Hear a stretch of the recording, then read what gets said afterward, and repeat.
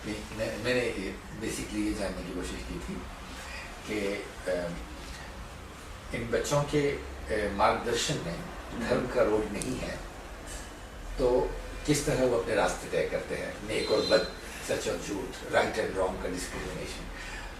कहते हैं कि धर्म हमें रास्ता दिखाता है, मार्ग दिखाता है, ये पुस्तक है, कुरान है, बाइबल है, गीता है। अगर वो नहीं है तो कैसे मार्ग अपना तय करते हैं? उन्होंने जो जीवन जीने की कोशिश की है उसमें से उन्होंने जो सीखा है, मैंने कहा कि हमारे वहाँ वो शायद एक छोटी सी वो गीता मैंने आज तक जिंदगी में उसको पढ़ी नहीं। हमारे यहाँ बाइबल भी है, कुरान भी है, लेकिन वो सब रेफरेंस के लिए है। हम कभी उसकी पूजा करते हैं और ये गीता है इसलिए, या उसकी आलोचना जो उसका जो कंपैरेटिव स्टडीज हमने पढ़ी है। अगर मैं समझ पाया हूँ तो ये कि आपके यहाँ ये बातें डॉक्ट्रिन के तौर पे नहीं बल्कि कल्चर के तौर पे आई हैं, प्रैक्टिस के तौर पे आई हैं, डूज एंड डोंट्स के रिलीजन फॉर्म में, स्क्रिप्चर के तौर पे नहीं बल्कि ऑब्जर्वेंस के तौर पे धीरे धीरे इवॉल्व हुई है वक्त के साथ, इसलिए बच्चों को ज़रूरत नहीं पड़ी जी। पर नीता बहन की जैसे ज़िंदगी थी कि घर के माहौल और है, बाद में उन्होंने बाहर जाके सेमिनार्स में सुना तो उनके प्रभाव पड़ा और उन्हें एक नया जीवन जानने को मिला।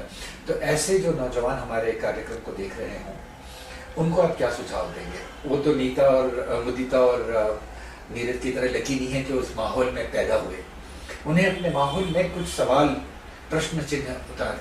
यह मूर्ति पूजा तो होती है लेकिन साथ में बुराइयाँ भी होती हैं, घर में चोरियाँ भी होती हैं, बिजनेस में और मूल्य भी सिखाई जाते हैं, उससे बाहर निकल के झांकना चाहते हैं, वो सच्चाई का एक रूप और भी है क्या देखना चाहते हैं, तो उन्हें आप क्या राय देंगे? कैसे वो आगे बढ़ें, खोजें कैसे? क्योंकि आप दोनों ने अपनी राहें इस तरह बनाई। नीता बहन भी एक ऐसे माहौल से निकली जहाँ पे ये लाजमी नहीं था कि गांधी दर्शन होता, लेकिन उन्होंने खोजा। आप इस तरह नौजवानों को क्या राय देंगे? देखिए, मैंने आज तक मैं तो काम करता हूँ जवानों के बीच में, मैंने आज तक कभी किसी को ये नहीं कहा कि तुम भगवान को मत मानो, पूजा मत करो, लेकिन मैं उनको जरूर ये कहता हूँ। तो ये भी नहीं कहा आपने कि पूजा करो? हाँ, पूजा करो ये तो मैंने बिल्कुल कभी नहीं कहा, लेकिन मत करो ये नहीं कहा। लेकिन उनको ये भी कहता हूँ कि सही पूजा क्या है। क्या है वो पूजा? ये कहता हूँ कि यदि वो मैं जब स्कूल में पढ़ता था तो एक संस्कृत का श्लोक था, अष्टादेशु पुराणेषु व्यासस्य वचनम द्वयम परोपकार पुण्याय पापाय परपीडनम।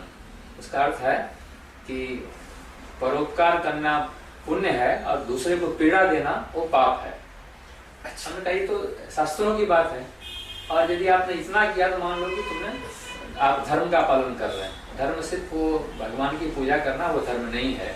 दूसरों को दुख न दे, दूसरों को दुख नहीं दें, और किसी संकट में है कोई, उसको आप मदद कर दें, वो मैं मानता हूँ कि बड़ा धर्म। और ये बात देखें तो धर्म वैसे प्रैक्टिस में कितना आसान है ना, अगर हम दो चार बातें लेके चले, कंपैशन की तो do unto others as you would have them to do to you, दूसरों के प्रति वही करो जो दूसरे तुम्हारे प्रति करें।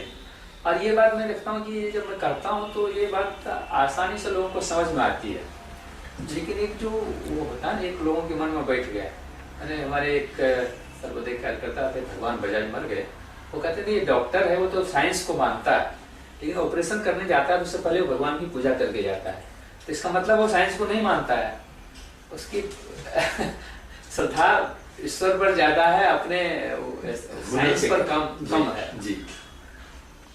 तो लेकिन अब ये है इसी अनुसंधान में नीता भी आप बल्कि मुदिता भी ज्वाइन कर लें। ये बताएं कि गुजरात में जो वातावरण बना वो मैं देख रहा हूँ कि पिछले 15-20 साल में एक प्रकार का धर्म का चलन ज्यादा लगता है। मुझे तो लगता है कि जगह जगह quick fix religion, quick salvation, जगह जगह धर्म गुरु, जगह जगह टीवी चैनल। क्या आपका भी यही मानना है ऐसा, या मेरा अनुभव गलत है मेरा? क्या आपको लगता है कि ऐसा हुआ है गुजरात में पिछले 15-20 साल में?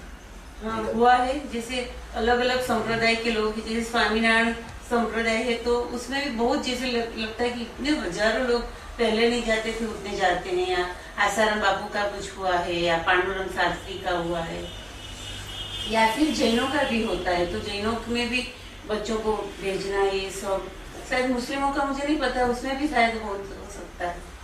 तो ऐसे हुआ है ज्यादा।